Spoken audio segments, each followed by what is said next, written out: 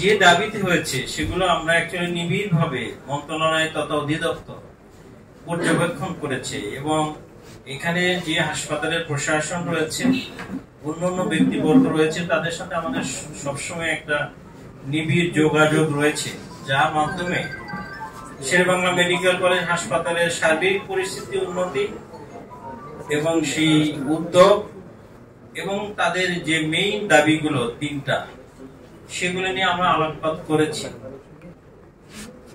আমরা তাদের দাবিগুলোকে ন্যায্য মনে করেছি। এই জন্য ন্যায্য মনে করেছি যে সংস্কার কমিশনের, স্বাস্থ্য বিষয়ক সংস্কার কমিশনের যে সুপারিশমালা, সেই সুপারিশমালার মধ্যে এর প্রতিটি শব্দ বাক্য রয়েছে।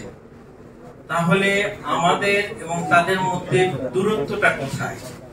তারা তো আমাদের প্রতিপক্ষ হওয়ার কথা না, আমরা তো তাদের প্রতিপক্ষ নাই। জুলাই অগাস্টের আন্দোলনের ফলস্বরূপ অন্তর্বর্তীকালীন সরকার প্রতিষ্ঠিত হয়েছে।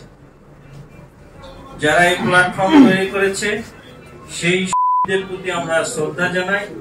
যারা আহত রয়েছে তাদের অতি দ্রুত আরোগ্য কামনা করি, তাদের কাছে আমরা ঋণী।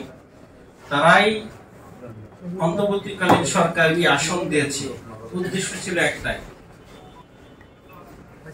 যে সেন্টিমেন্ট, যে উদ্দেশ্যে আন্দোলন হয়েছে এবং আল্লাহর রহমতে সফল হয়েছে, সেটা হচ্ছে ডিসক্রিমিনেশন, বৈষম্য, ডিসপ্যারিটি, সেটা এবং মেধা, যোগ্যতার ভিত্তিতে মানুষের অধিকার প্রতিষ্ঠা করা এবং দুর্নীতিমুক্ত সমাজ এবং বাংলাদেশ গঠন করা।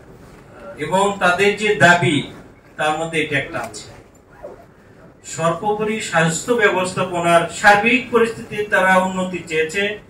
বিশেষ করে শেরেবাংলা মেডিকেল কলেজ হাসপাতালের সার্বিক পরিস্থিতির উন্নতি এবং ব্যবস্থাপনা এবং দুর্নীতি, এগুলোর একটা স্বচ্ছ ধারণা তারা পেশ করেছে। আমি মনে করি হাসপাতাল কর্তৃপক্ষ মন্ত্রণালয় অধিদপ্তরের সার্বিক সহায়তায় অলরেডি অনেক কার্যক্রম সম্পাদন করেছে এবং তাদের চেষ্টা চলমান রয়েছে।